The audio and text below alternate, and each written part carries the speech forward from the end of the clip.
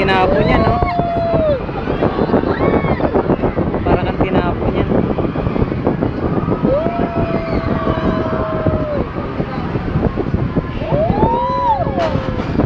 Ay, Diyos ko po.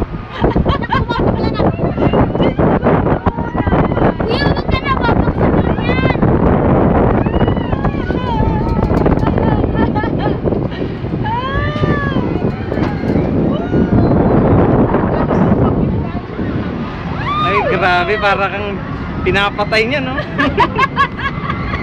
Oh, pabalik naman yan, no? Kala mo pa pasulong lang eh. Papay na lang yan. O, di ko. Ayan. Mawala na yung siguro ang iyo ko dyan. Grabe. May kangaroo.